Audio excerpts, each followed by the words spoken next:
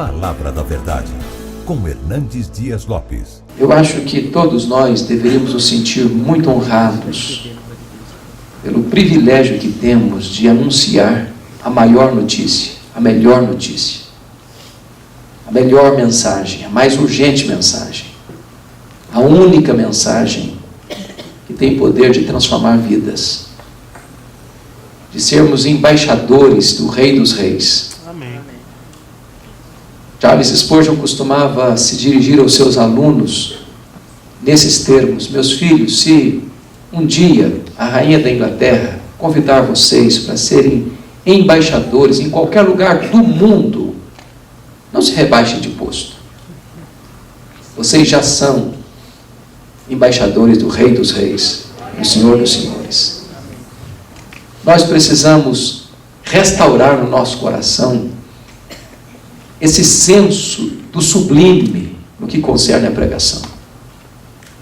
Que privilégio nós temos. Porque quando você prega, você está anunciando a própria palavra do Deus vivo. Você é um vaso de barro, mas esta palavra é um tesouro muito precioso. Você passa, como dizia John Wesley, Deus sepulta os seus obreiros, mas a obra continua. Enquanto você está com vida, aproveite esse privilégio. Quando Ashbel Green Sion estava morrendo em São Paulo, a sua irmã, esposa de Blackford, debruçada sobre o seu leito, escuta. Ela faz uma pergunta para ele: e agora, meu irmão? E agora, como é que vai ficar a igreja presbiteriana? Você está partindo. E ele disse para ela: Deus levantará os seus obreiros. E você e eu somos esses obreiros. Estão dando continuidade a esse trabalho. Então eu quero conversar um pouquinho com vocês sobre a questão da pregação. Eu peço que você abra sua Bíblia comigo, por favor, lá em 2 Timóteo, capítulo 4. 2 Timóteo, capítulo 4. No versículo 2. É interessante que Paulo, quando escreveu esta carta, ele já estava fechando as cortinas do seu ministério. Ele estava preso pela segunda vez em Roma, numa masmorra, e já sentenciado de morte. Ele sabia que não ia sair da cadeia. E ele não estava preso agora por questões doutrinárias, por questões religiosas, pelo ciúme ou inveja dos judaizantes. Não, ele estava preso agora porque Roma estava por trás dessa prisão. E ele chega a confessar isso no capítulo 2, verso 9, que ele estava preso como um bandido, como um criminoso, como um malfeitor. Talvez acusado de ser o chefe daqueles que incendiaram Roma, quando o próprio imperador tinha incendiado Roma, e botado a culpa nos crentes. Ele escreve essa carta para dizer que na Ásia havia uma debandada geral. Ninguém queria se associar mais com ele. O cristianismo estava correndo risco seríssimo. Era um tempo muito difícil de perseguição e de ataque dos falsos mestres. Paulo dá 4 conselhos para Timóteo. Guarda o evangelho, Timóteo. Sofre pelo evangelho, Timóteo. Permanece no evangelho, Timóteo. Prega o evangelho, Timóteo.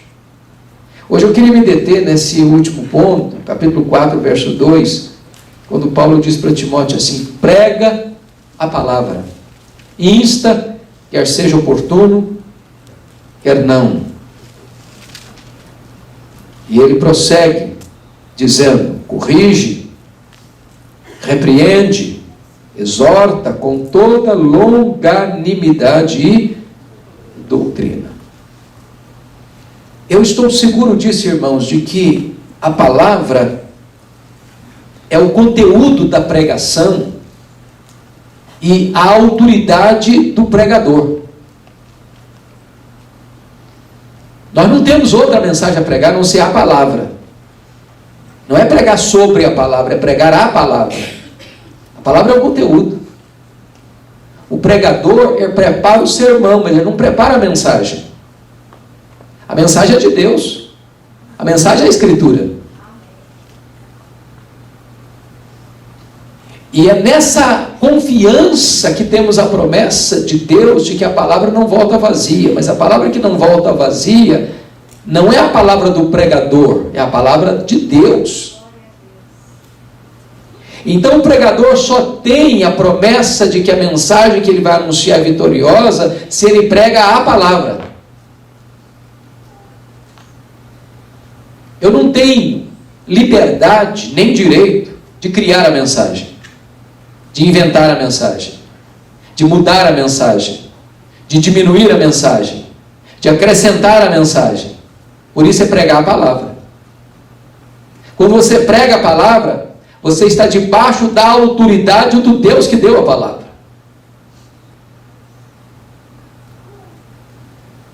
E eu estou convencido muito mais disso, de que a palavra de Deus é o grande instrumento que você e eu temos para a salvação dos perdidos e para a edificação dos salvos. Não há outro meio. Deus chama pela palavra.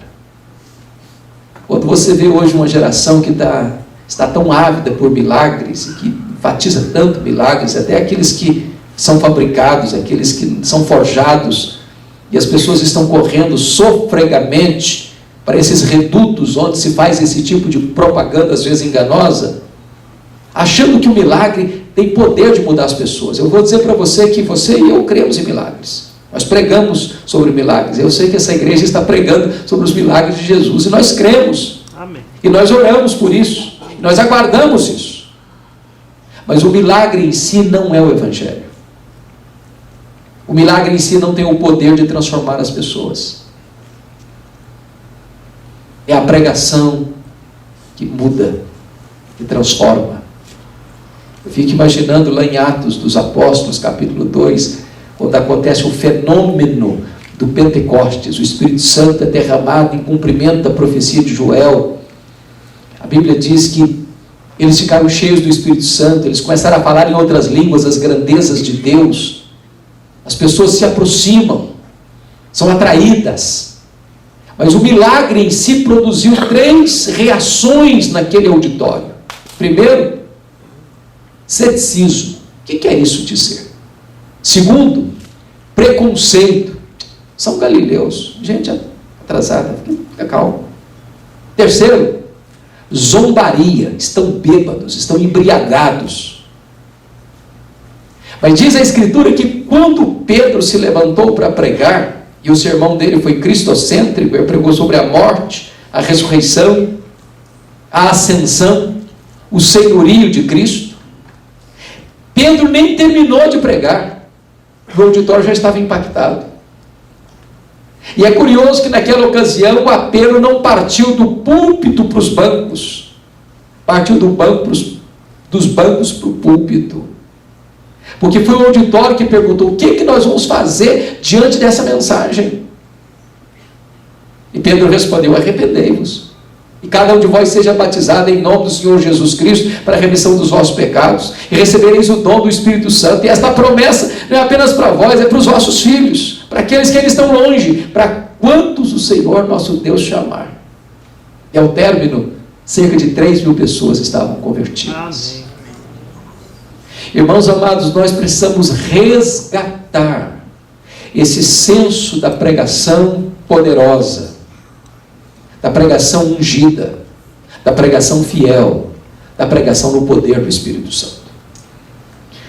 E eu estou convencido disso, de que é o principal instrumento para o crescimento da igreja, o crescimento saudável da igreja.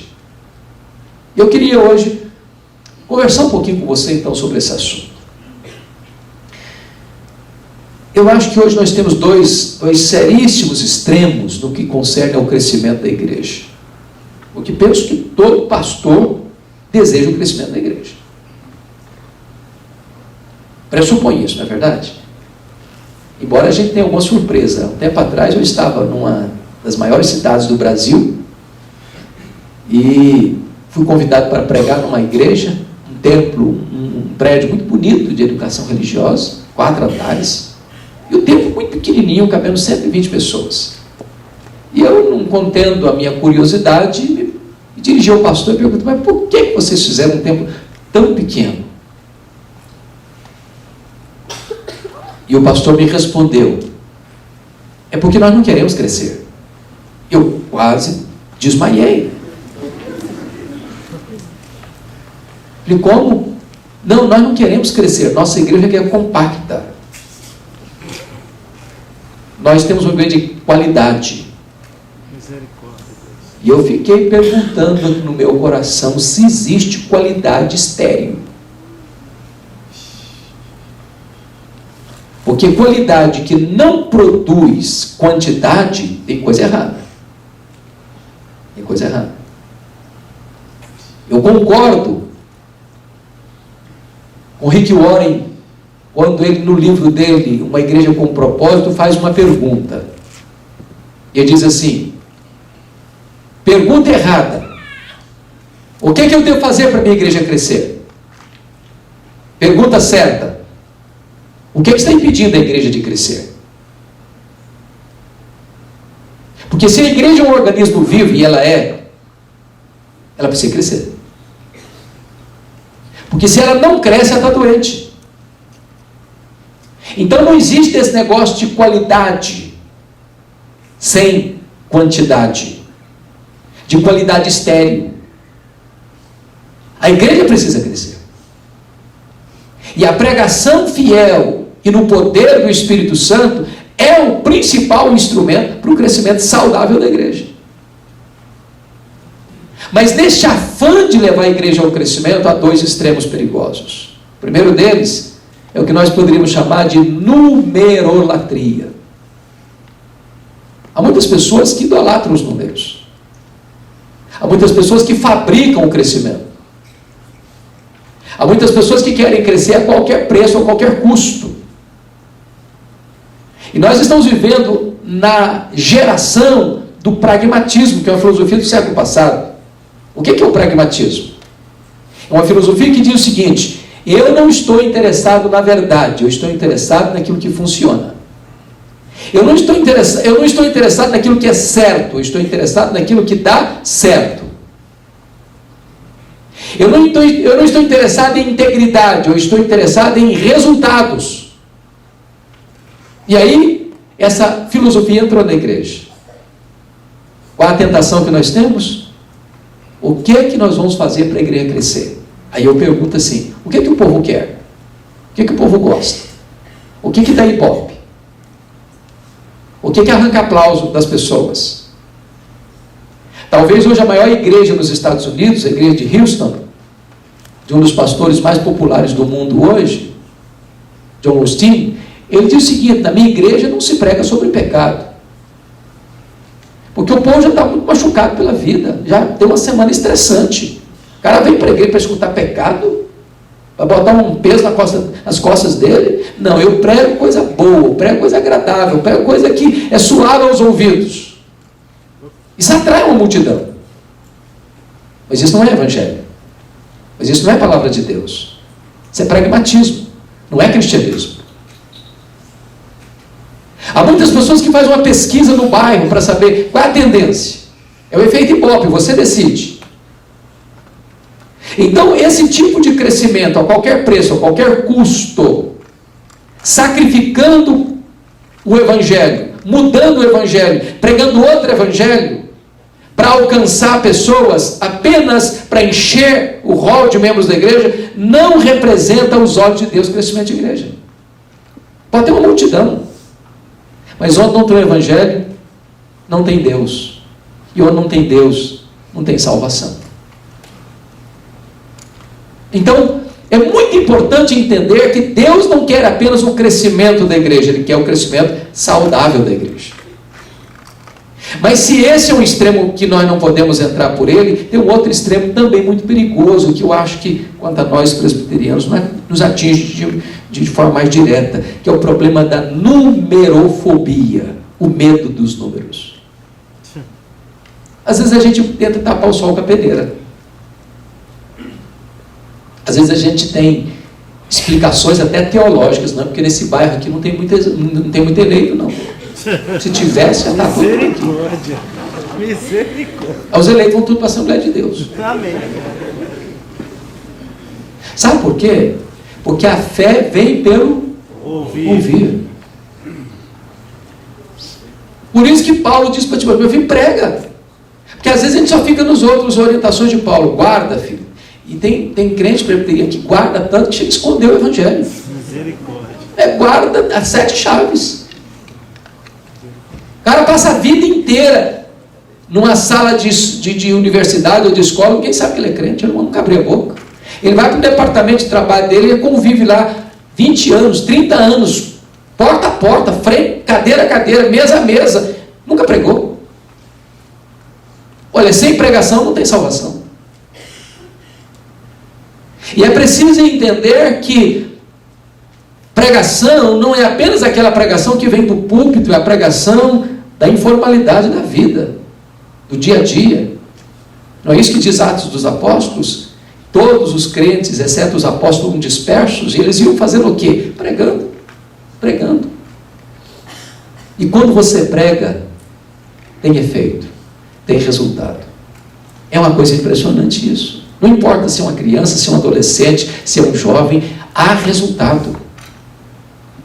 Eu me lembro quando eu cheguei no seminário de Campinas, e eu fui criado na roça. Eu fui calçar meu primeiro par de sapatos com 8 anos de idade. Eu com 12 anos de idade não sabia o que era luz elétrica, nem cidade, nem televisão. E eu saí da roça para estudar com 12 anos. E quando eu fui para Campinas, eu era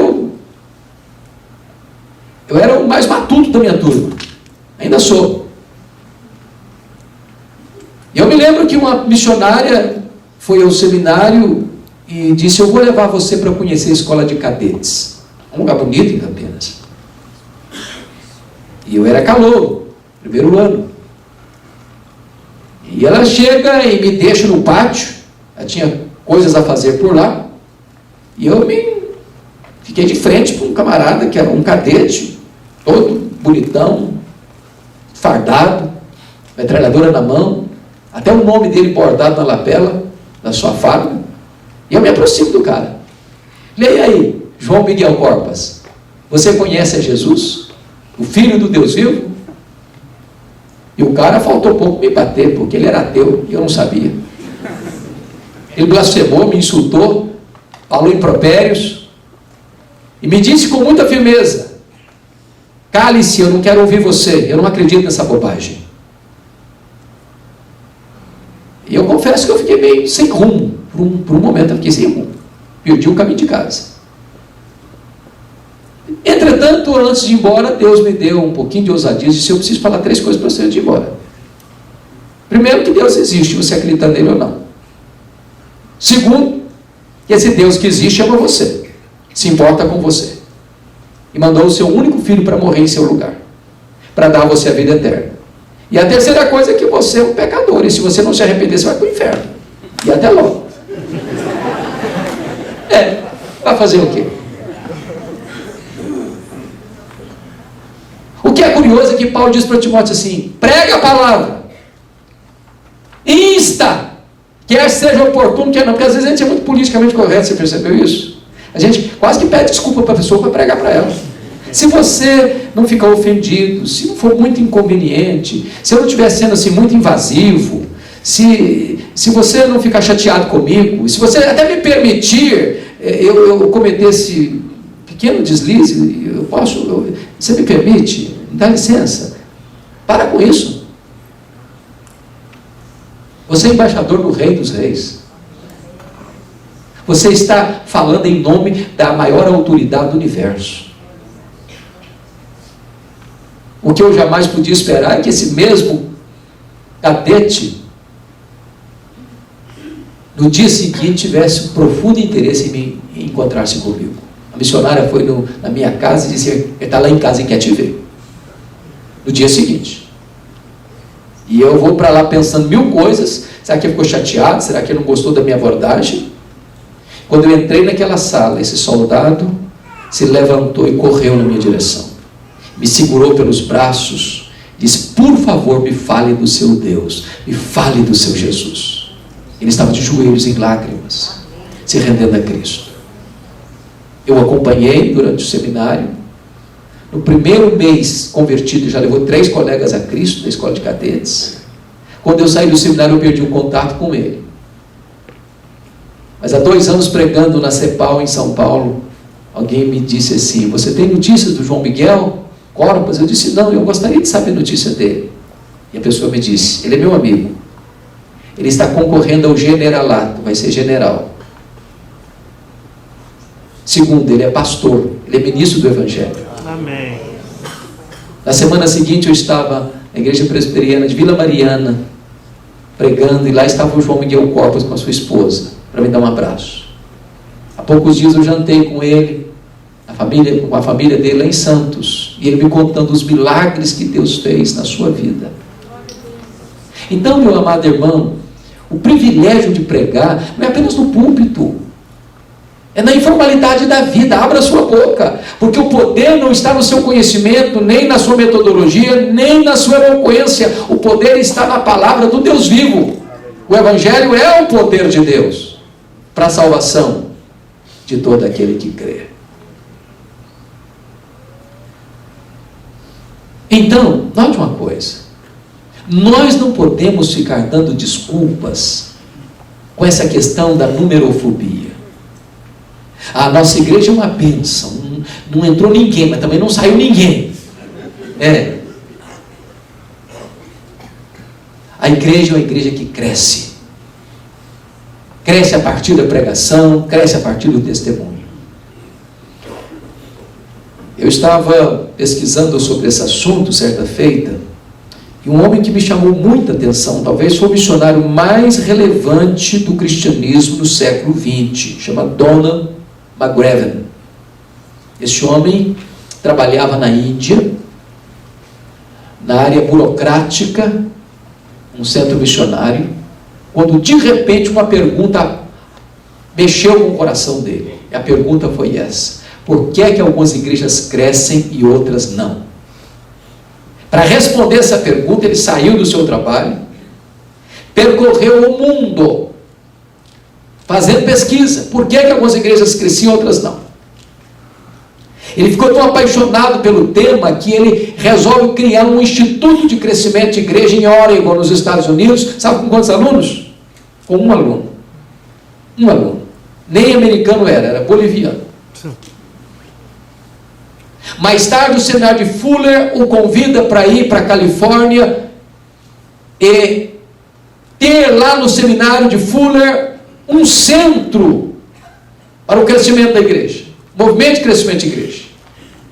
O que é triste, que é lamentável, é que mais tarde este movimento de crescimento de igreja, esse centro de crescimento de igreja, muda o seu rumo. Vem Peter Wagner, vem outros sucessores, mergulham no pragmatismo e abandonam a principal ênfase, que era a pregação fiel da palavra de Deus.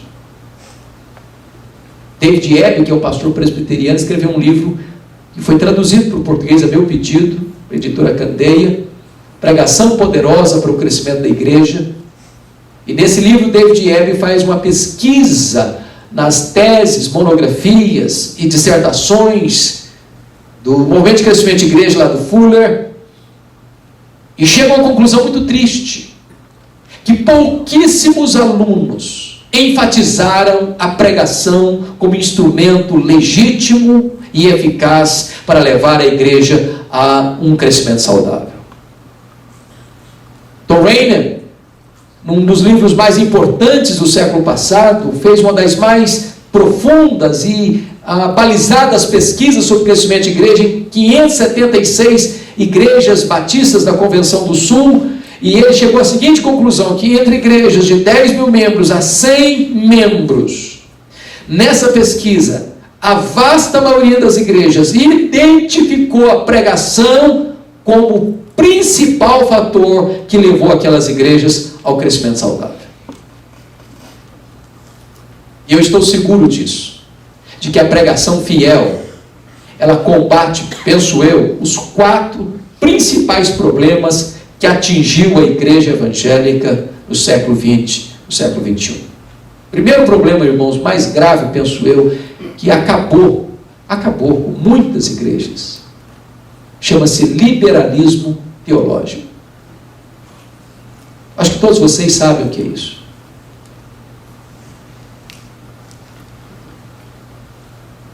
Talvez fruto do racionalismo, fruto do iluminismo, muitos seminários já não creem mais que a Bíblia é a palavra de Deus, já não ensinam mais a Bíblia como palavra de Deus, já olham para a Bíblia e acham que a Bíblia é um livro cheio de erros, de contradições, de falhas, de mitos.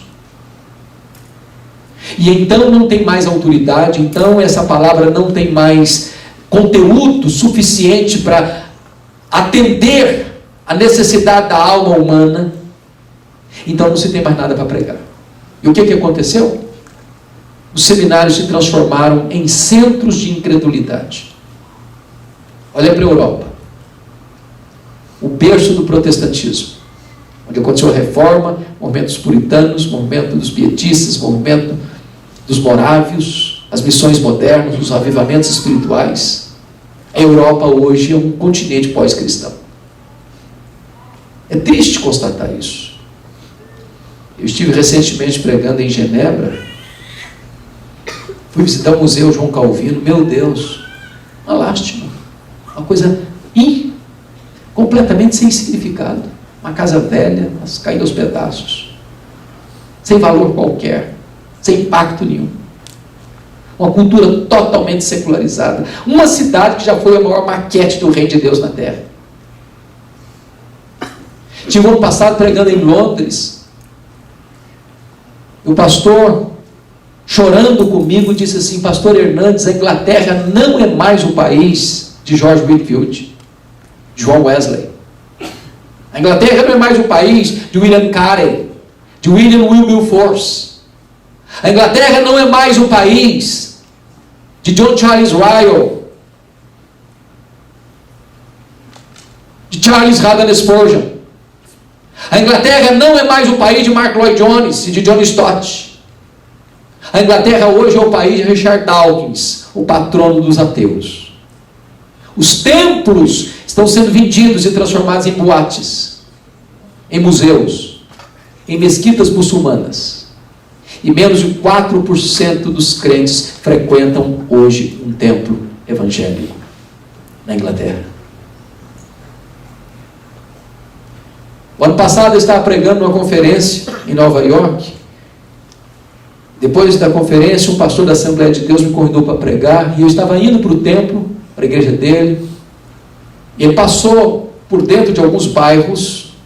Num trecho de pouco mais de meia hora de jornada, ele me mostrou 11 templos que estavam sendo vendidos, já vazios, porque o povo já tinha debandado, ido embora. Visitei recentemente o seminário de Princeton, New Jersey, onde estudou Ashbel Green Simon, onde ensinaram homens como Hodge, como Warfield. Um seminário que treinou e formou pastores, missionários, teólogos que abençoaram o mundo. Hoje é um centro de incredulidade, de ateísmo. Eu achei muito curioso, porque nos livros que estavam lá sendo examinados para estudar aquele ano, não tinha um sequer de orientação ortodoxa.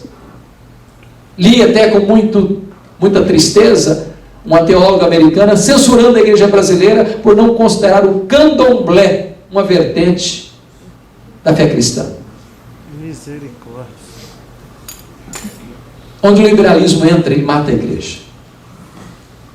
E eu posso garantir outra coisa para vocês: o liberalismo teológico, ele produz liberalismo ético. Sabe por quê? Porque a ética é filha da teologia. Se a pessoa não é fiel à palavra, ela não vai ter uma vida certa, porque não tendo doutrina certa, não tem vida certa. A pregação da palavra de Deus corrige isso, irmão. Porque não dá para você ser um liberal e pregar. Mas quando você prega, o machado da verdade secciona a raiz venenosa desse mal, desse câncer que tem matado tantas igrejas no mundo, inclusive no Brasil. Há poucos dias, pastor Foster, eu estava com um pastor de uma denominação que está se rendendo ao liberalismo, e esse colega estava chorando comigo, dizendo o seguinte: a nossa denominação, esse ano, disse ele, se era final do ano, não batizou um crente por igreja, em média, por ano. Nós já temos denominação no Brasil que estão perdendo membros ano após ano. Sabem por quê? Porque se capitularam ao liberalismo. Mas se esse é um grande problema, nós temos um outro problema aqui no Brasil também muito forte. É o problema do sincretismo religioso. É impressionante isso, irmãos, como a igreja brasileira está se tornando uma igreja mística, sincrética. É a igreja que precisa criar todo dia, toda hora, uma novidade para atrair as pessoas. Campanhas e mais campanhas para atrair as pessoas. Dando os nomes os mais variados. A criatividade tem que se elastecer ao máximo. Porque não se crê mais que a Bíblia é a palavra de Deus, que ela é atual, que ela é oportuna, que ela é suficiente, que não precisa inventar moda, que não precisa inventar roda, precisa trazer novidades do mercado da fé. A Bíblia é a palavra de Deus e acabou. Amém. Eu não tenho outra mensagem. Ela foi atual ontem, ela é atual hoje, vai ser atual amanhã. Eu não preciso criar fatos novos. Não preciso gerar uma mensagem mais palatável, mais agradável aos ouvidos. Não, é a palavra de Deus. E a palavra de Deus, ela quebra a dureza do coração, mas também ela é bálsamo para curar as feridas. Nós estávamos conversando hoje no almoço. O que determina se a mensagem é dura ou se ela é consoladora não é o pregador, é o texto. O pregador, quando se levanta, ele não vai mudar o texto. O texto é que determina se a mensagem é dura, de confronto, ou se é uma mensagem de bálsamo, de refrigério e de consolo. Ela exorta, ela corrige, ela ensina, ela consola. Prega a palavra. Mas há um outro problema hoje gravíssimo que eu penso que a pregação corrige. E talvez nós presbiterianos precisamos pensar muito nesse assunto. Chama-se ortodoxia morta. Eu até creio, irmãos, que nós, na nossa vasta maioria, não pregamos heresia dos nossos púlpitos. Mas falta poder. Mas falta virtude do Espírito Santo. Há pessoas que são ortodoxas, mas também estão secas como um poste. Áridas como um deserto. E eu quero dizer para você que a ortodoxia é boa, que a ortodoxia é insubstituível, mas a ortodoxia morta mata. Ortodoxia morta mata. Eu tenho que concordar com o I.M. Bounds quando ele diz o seguinte, que nós estamos à procura de melhores métodos e Deus está à procura de melhores homens. Deus não unge métodos, Deus unge homens. E Lutero dizia assim, sermão sem unção endurece o coração das pessoas.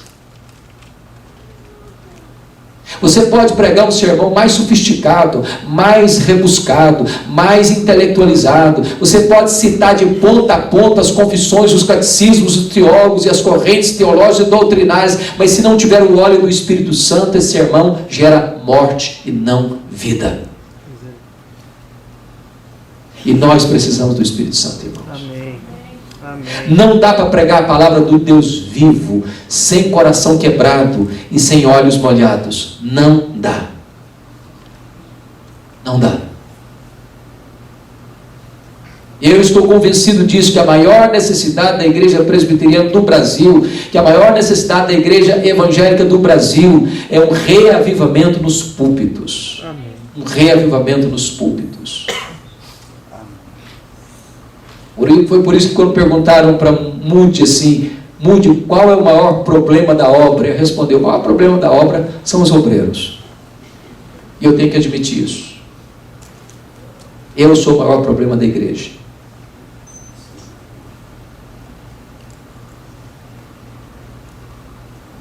Quando perguntaram para Moody, como é que começa um avivamento na igreja? Ele diz, acenda uma fogueira no púlpito. Porque se o pregador for um graveto seco a pegar fogo, até lenha verde vai começar a arder. Por isso que levou John Wesley a dizer o seguinte, bota fogo no seu sermão, ou então, bote o seu sermão no fogo. Nós precisamos de um reavivamento no púlpito, queridos. Desesperadamente precisamos.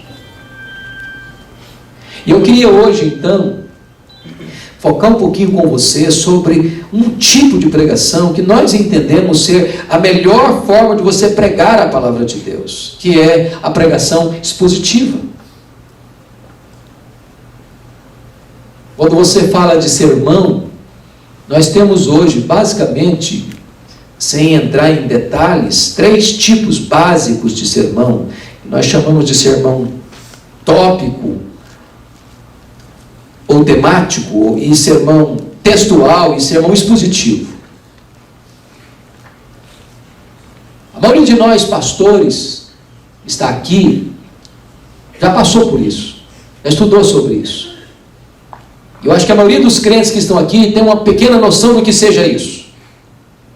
O sermão tópico ou temático é quando você vai para a Bíblia procurar um assunto.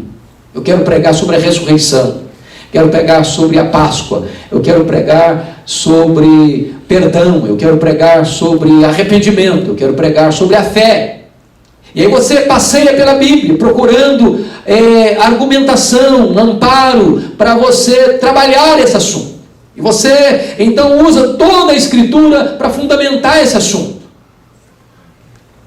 Eu não estou dizendo que é errado pregar um sermão temático, mas não é a melhor maneira de pregar. Esse sermão é chamado por alguns de sermão nariz de cera. Você bota o sermão para onde você quiser. Dependendo da criatividade do pregador, ele faz o sermão enquanto sai de casa até o templo. Isso levou Haddon Robson, que talvez seja hoje, pastor Roster, a maior autoridade homilética viva no mundo. Ele é professor lá no Gordon, lá nos Estados Unidos, em Boston, a dizer o seguinte, que um pregador deveria pregar um sermão tópico a cada 10 anos. E depois de pregar, pedir perdão para Deus.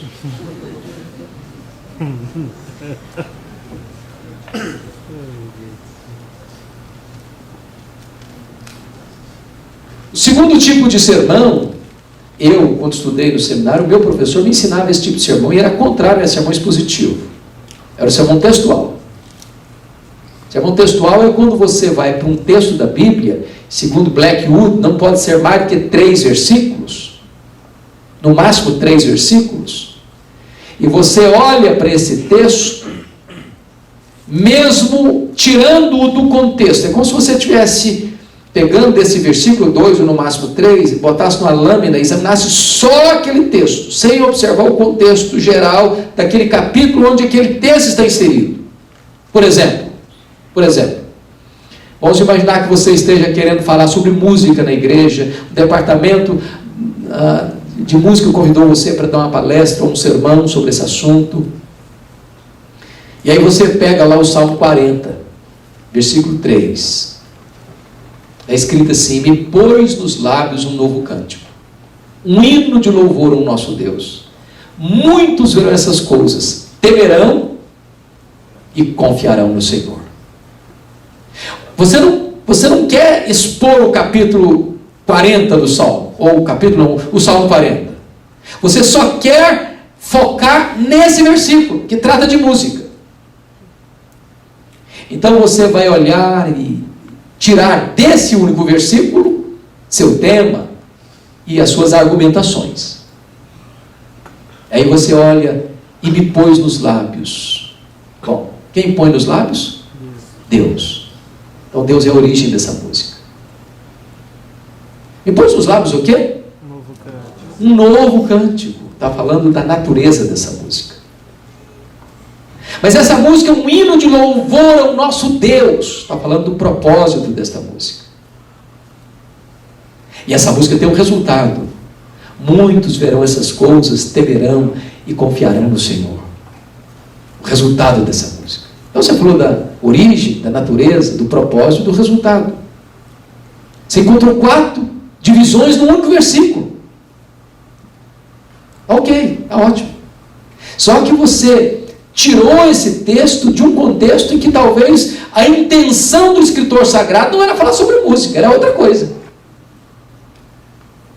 É por isso que a melhor forma de você pregar é pregar expositivamente. Porque o que é pregar expositivamente? É você ir para o texto, ou para um parágrafo, ou para um capítulo, e você examinar todo o texto à luz do seu contexto gramático, histórico, e você então vai fazer a seguinte pergunta: o que é que o autor, quando escreveu esse texto, queria dizer? O que é que esse texto está dizendo? De tal forma que você dará ao povo que está ouvindo a você exatamente o mesmo sentido que o autor que escreveu aquele texto tinha ao escrevê-lo, inspirado pelo Espírito Santo. Você não torce, você não proíbe em nome de Deus o que Deus não está proibindo, você não promete em nome de Deus o que Deus não está prometendo. Você tem o compromisso de passar para o seu povo exatamente o conteúdo e a intencionalidade do texto, conforme ele foi registrado. E eu costumo dizer o seguinte, que quando você fala de pregação expositiva, a melhor maneira de você assimilar isso é decorar 3 verbos. Se você decorar 3 verbos, eu te garanto que você entendeu o que é pregação expositiva. Você quer registrar esses verbos? Primeiro verbo: ler o texto. Ler o texto. Eu não sei se você já escutou um pregador que se levanta para pregar e abre o texto e atropela o texto na hora da leitura. Ele lê atabalhoadamente. Ele lê tropeçando nas próprias palavras. E quando você escuta isso, você chega a algumas conclusões assentado no banco. Primeira conclusão: esse pregador não estudou o texto. Segunda conclusão: esse pregador não se preparou para pregar. Terceira conclusão: ele não conhece o texto. Quarta conclusão: ele está desprezando o texto. Quinta conclusão: o que é importante é o que vai falar e não o que o texto está dizendo. E você já fica vacinado para não ouvir. Deixa eu dizer uma coisa para você: a parte mais importante do sermão é a leitura do texto. Porque você só vai pregar se você tiver compromisso com o texto que você leu. A não ser que você seja como aquele pregador que diz assim: eu já tenho o sermão prontinho, só me falta o texto agora.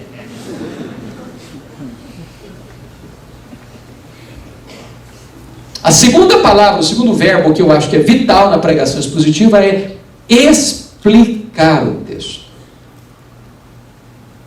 Se você não explicar o texto, você não pregou. Não é daquele tipo de pregador que lê o texto, vai embora do texto e nunca mais volta ao texto.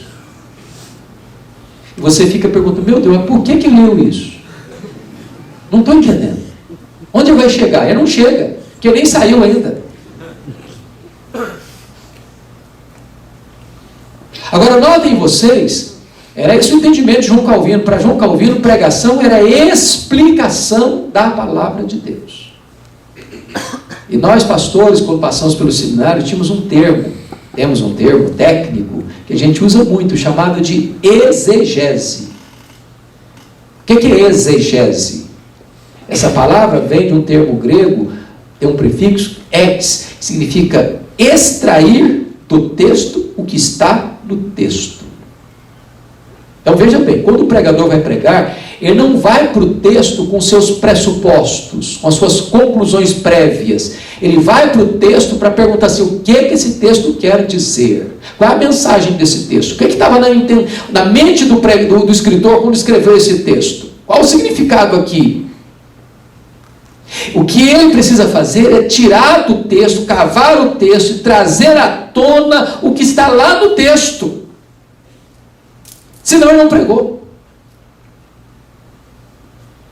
O contrário de exegese é exegese. E exegese tem um prefixo de ex, que é introduzir no texto o que não está no texto. É a pessoa que já chegou às suas conclusões e quer que o texto reafirme as conclusões que ele tem. Imponha ao texto as suas conclusões. Mas isso não é pregação. Pregação é ir para o texto, explicar o texto, trazer à tona. Sabe o que é bonito nisso? Porque o pregador expositivo, as pessoas não ficam admiradas com o pregador. Não ficam.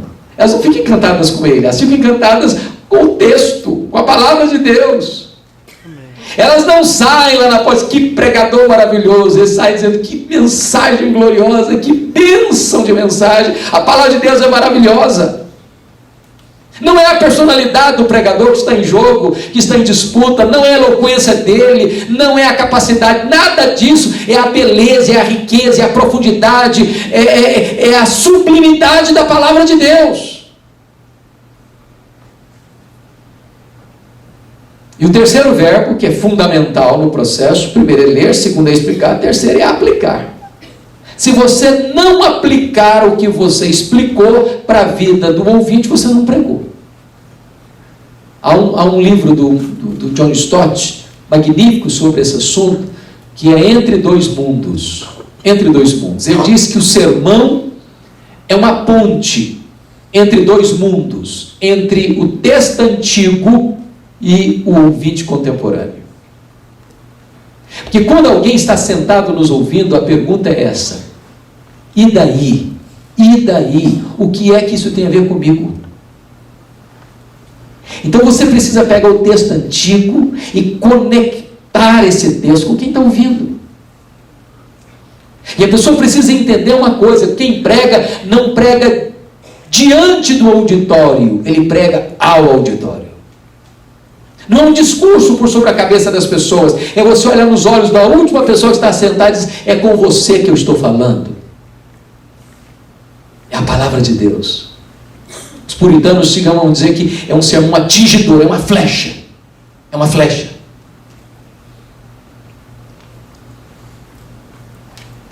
É preciso aplicar, queridos. Senão, a gente vai fazer igual aquele camarada que estava pregando sobre João 10. O cara falou sobre pastor, falou sobre ovelha, falou sobre pastagens, falou sobre os perigos da ovelha, as fraquezas da ovelha, a miopia da ovelha, e os lobos que atacam as ovelhas. E falou, e terminou o sermão dele há 2000 anos, lá nas campinas da Judéia. E o cara estava escutando, falou: mas e daí, meu Deus do céu, o que tem a ver isso comigo? E daí? Agora, preste atenção nisso. Tem pregador que tenta aplicar sem explicar também. Já viu o pregador que ele já começa a pregar, já aplicando, mas ele não expõe nada, ainda aplicar o quê? Haddon Robson tem um livro que eu acho magnífico, onde ele trata da questão da aplicação. Ele diz que a coisa mais perigosa da pregação é o que eu chamo de a heresia da aplicação.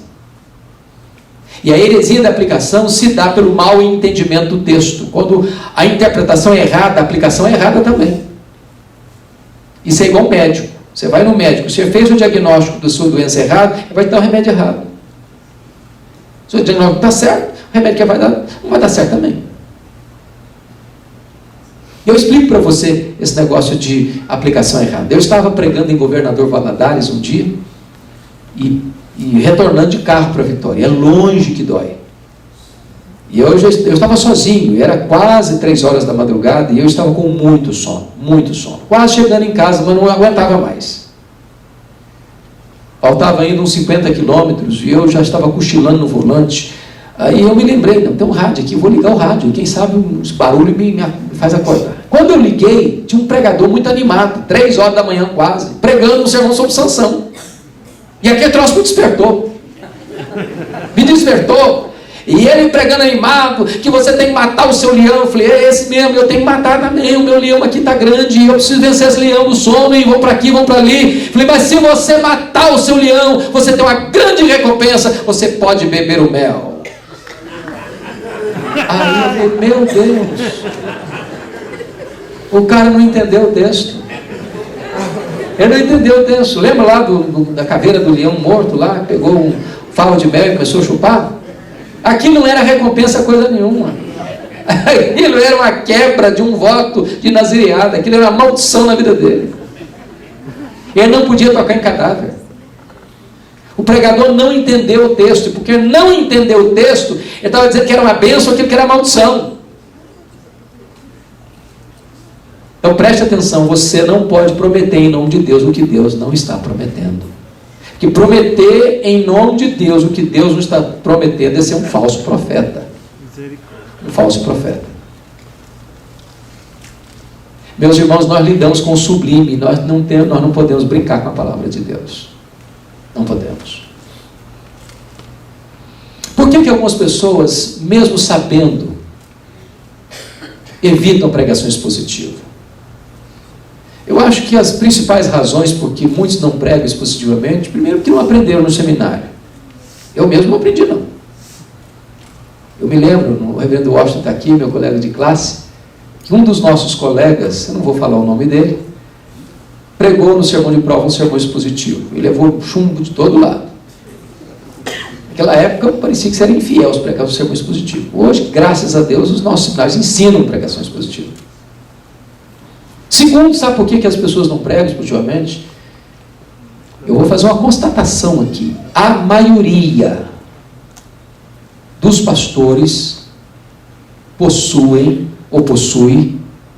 uma biblioteca sofrível. Sofrível. Eu já tenho pregado em mais de 1000 igrejas pelo Brasil afora, e uma das coisas que eu gosto de fazer é visitar a biblioteca do pastor. E eu confesso para vocês que alguns colegas têm pouquíssimos livros, alguns até muito amarelados com o tempo. E a conclusão que eu chego é a seguinte: ou esse colega é um fenômeno, ou ele é um fenômeno. Oh meu Deus do céu, o povo dele está passando fome. O que eu posso garantir para você é que ninguém prega expositivamente sem estudar seriamente. Não dá. Não dá para improvisar. Não dá. Não dá para improvisar. Eu tenho 33 anos de ministério. Eu não gasto menos que 10 horas até hoje. Não gasto menos que 10 horas até hoje para preparar um sermão. Não tem jeito. Ou você prepara, ou você não prega. Eu tenho um colega, que é um bom orador. Sabe o que ele faz? Ele vai para uma igreja e fica 5 anos, ele tem uma caixa de sermão. Quando fica no fundo da caixa, acaba o último sermão, vai embora para outra igreja. Começa tudo de novo. Não, vai fazer o quê?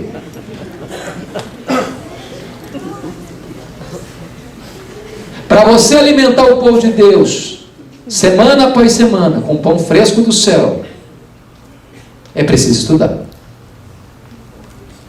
Mas é curioso também que a cultura do nosso povo, irmãos, é triste. Sabe por quê? Porque tem muitas ovelhas que pensam que quando o pastor está no escritório estudando, ele não está trabalhando. A cultura do nosso povo é que estudar não é trabalhar. Sabe o que Paulo ensina? Que aqueles que se afadigam na palavra são dignos de redobrados honorários. Dê graças a Deus o seu pastor está queimando fosfato em cima dos livros. Amém. Ele está cumprindo o que Deus mandou fazer. Amém. Se preparando para pregar. Porque às vezes os crentes são assim. Um dia um crente estava passando na porta do pastor, casa do pastor, casa pastoral, a janela aberta, o pastor lá, 7 horas da manhã, com o livro aberto, estudando. Aí o pastor passou, o crente passou na porta assim: está descansando, hein, pastor? Não, meu irmão, eu estou trabalhando. Aí o crente voltou no compromisso dele lá, encontrou o pastor lá no quintal, com a enxadinha na mão, capinando lá no quintal, tal. Aí o crente falou, está trabalhando, hein, pastor? Não, meu filho, agora eu estou descansando. Agora eu estou descansando.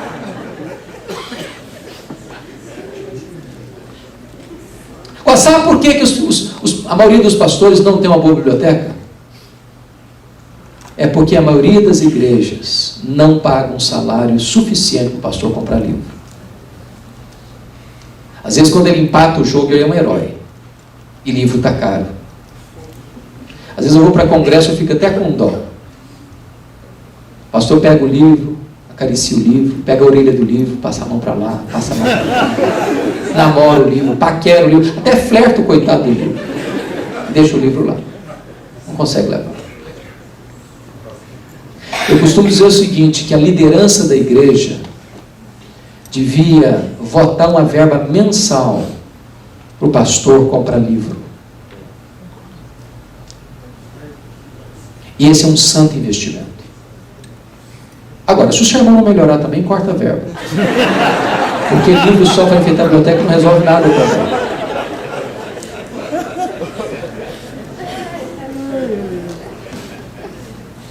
Outra razão por que os pastores não têm uma boa biblioteca é também porque para muitos não é prioridade.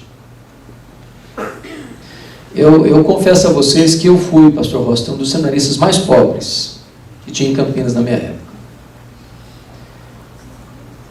Naquela época a gente ia trabalhar em igreja, algumas igrejas davam uma ofertinha. Minha oferta era só o preço da passagem e a comida. Nunca soube o que é uma oferta assim de pregar como seminarista.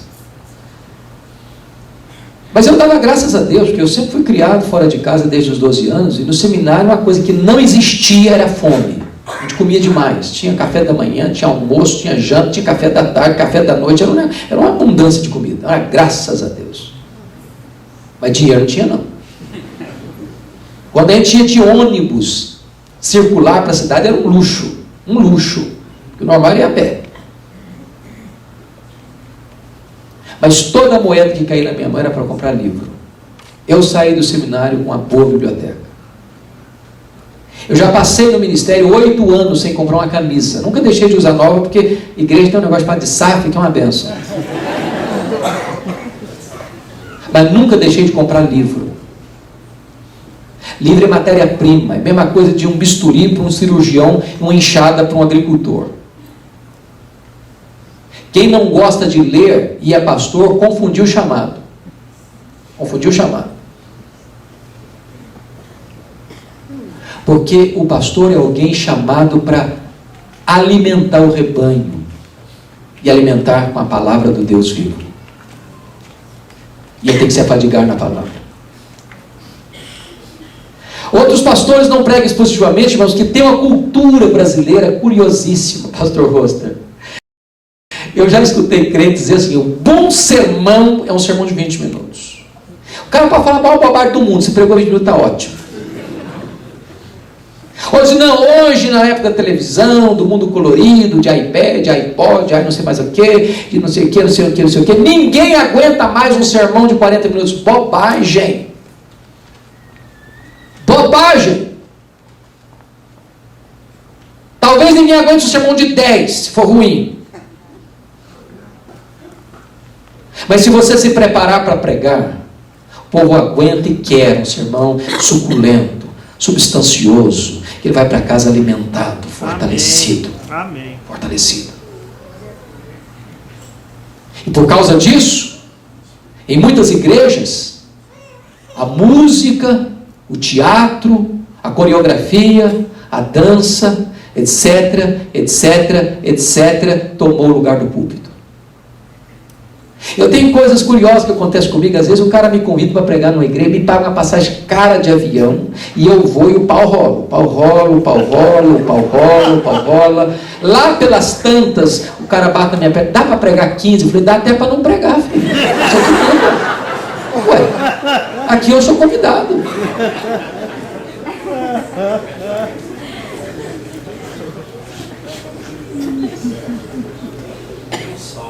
Nós precisamos de dar primazia à palavra de Deus. Primazia à palavra de Deus.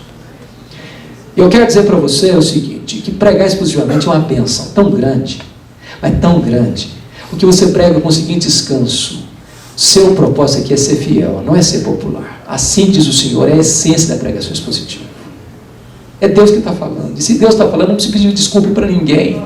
Não preciso pedir desculpa para ninguém. Eu não tenho que ser politicamente correto. Eu estou falando a palavra do Deus vivo. Aleluia. Pronto, acabou.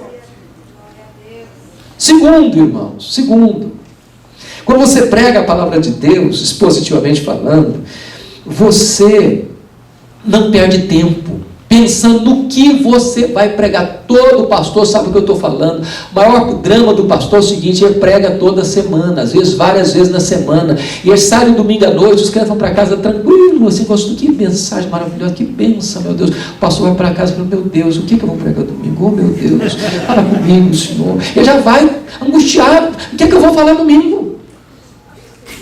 E se ele não tem o compromisso de pregar expositivamente, ele passa, às vezes, até a maior parte da semana pensando: o que eu vou pregar, o que eu vou pregar, o que eu vou pregar, o que eu vou pregar, o que eu vou pregar. Ele abre um livro, ele abre uma revista, ele abre um sermonário, ele abre uma coisa, ele abre outra. Quando chega no sábado, ele está desesperado. Ele tem que pregar uma coisa e ainda não sabe o que vai fazer. Mas se ele é um pregador expositivo, no domingo à noite ele já começa a estudar o texto que vai expor no domingo seguinte. Semana inteira ele está enchendo o coração, ele está enchendo a mente, a alma dele vai borbulhando dessa verdade. Quando chega no domingo, aquele negócio está vazando pelos poros da sua alma. Gastou o tempo inteiro investindo no que pregar e não pensando o que pregar. Terceiro, quando você prega expositivamente, não tem um problema de milindres. Milindre é um negócio seríssimo de igreja. Os crentes são milindrosos, sabia? Você conhece crente cristal? Tem crente cristal, irmãos. Pastor pregou pensando em mim, ele sabe que eu estou com esse problema. Irmão carapuça, eu não aguento ser irmão carapuça. Aí o coitado do pregador, pastor, ainda depois prega, ainda recebe uma bronca na porta da igreja. É complicado isso. Vocês acham que não acontece isso hoje? Quanto menor a igreja, pior fica. Pensa você comigo, pastor tadinho, lá da igreja dele, 100 membros, presbítero mais forte da igreja lá, que é o cara que disse que é até o fundador da igreja, quase que dono. Está passando uma crise conjugal. Aí o coitado do pastor chega no domingo à noite e fala: meus irmãos, vamos abrir a palavra de Deus em Mateus capítulo 18, eu quero falar para vocês hoje sobre divórcio. Aí o presbítero torce o nariz. Quando ele termina de pregar, o presbítero levanta com a família inteira e vai embora. E o pastor sabe que vai ter que mudar de igreja, porque ele não fica mais ali. Misericórdia. Já pensou um negócio desse? Mas imagine que o pastor esteja pregando expositivamente o Evangelho de Mateus. No ano passado o pastor pregou Mateus 18, sobre perdão. Aí domingo que vem, o que o povo espera que o pastor pregue? Mateus 19. Qual o assunto? Divórcio. Se o presbítero que está com problema não quer escutar sobre o divórcio, não vai para a igreja. O pastor vai pregar sobre o divórcio. Ele vai pular o texto, não. Não tem carapuça, não tem milindre. Ele está expondo a palavra de Deus. Você não fica com essa preocupação. E às vezes a gente fica preocupado, sabia? O pregador que fica refém do auditório, irmãos, ele deixa de ser um profeta de Deus. Preste atenção no que eu estou dizendo. O pregador que é refém do auditório não é um profeta de Deus. Sabe o que é refém do auditório? Eu não posso pregar isso porque a família tal está enfrentando esse problema. Eu não posso pregar sobre aquilo porque a família outra está enfrentando aquele problema. Eu não posso também abordar esse assunto porque senão o fulano de tal vai ficar ofendido. Também esse assunto eu não posso abordar porque senão vai mexer com o fulano de tal. Esse assunto eu não posso porque o maior dizimista da igreja também vai ficar chateado. Então eu começo a ficar sem beira e nem eira. Igual aquele cara que foi pregar numa igreja, ele está indo, alguém puxou o produtor e falou: aqui não pode pregar sobre adultério não, porque tem uma família rica aqui que tem um problema aí, se você fala esse assunto, vai embora da igreja. Aí andou porque falou: aqui jogo não pode falar não, porque tem gente que gosta de fazer uma fezinha, então você não pode nesse assunto. A bebida alcoólica não pode não, porque tem gente que gosta de encher a cara aqui, que se falar dá problema. Aí o cara chegou no povo e falou: eu estou frito. O que eu vou fazer? Eu não posso pregar sobre adultério, não posso pregar sobre jogo, não posso pregar sobre bebida. Ele levantou um gaiato no fundo e falou: prega sobre judeus, não tem nenhum aqui, não pode falar à vontade.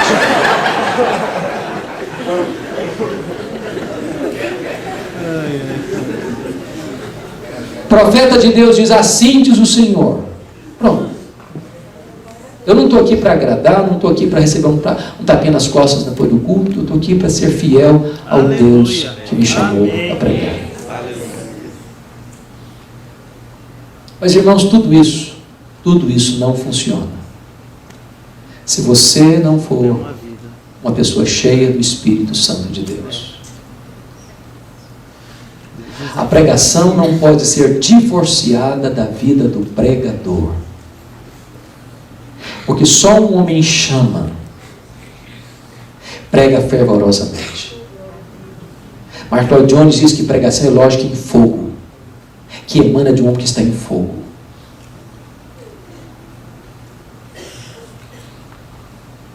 E eu vou dizer outra coisa para você, meu irmão, muito solene, e com muito temor eu digo isso.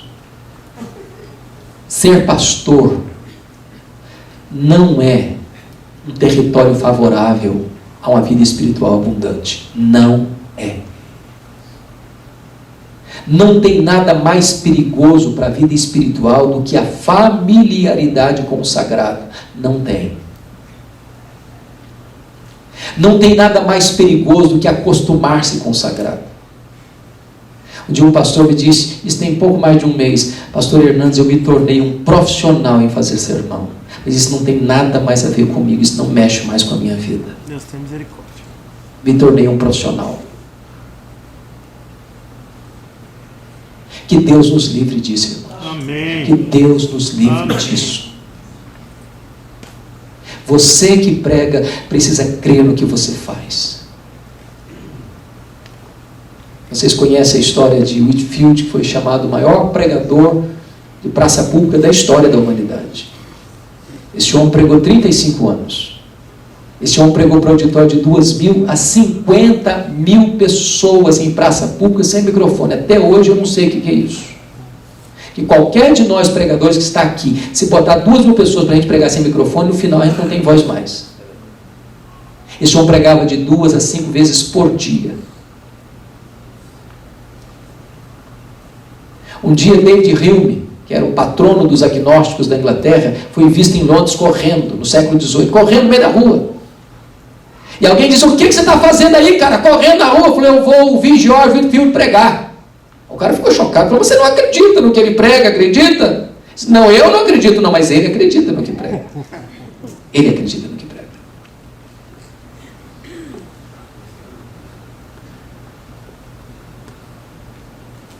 Que Deus nos ajude a sermos homens de oração. Amém. Que Deus nos ajude a ser homens cheios do Espírito Santo. Que Deus nos ajude a sermos homens piedosos. Que Deus nos ajude a sermos homens de coração quebrantado e olhos molhados de lágrimas. Que Deus nos ajude a experimentarmos um avivamento no púlpito. Aleluia. Para que os bancos peguem fogo também. Aleluia. Que Deus nos ajude.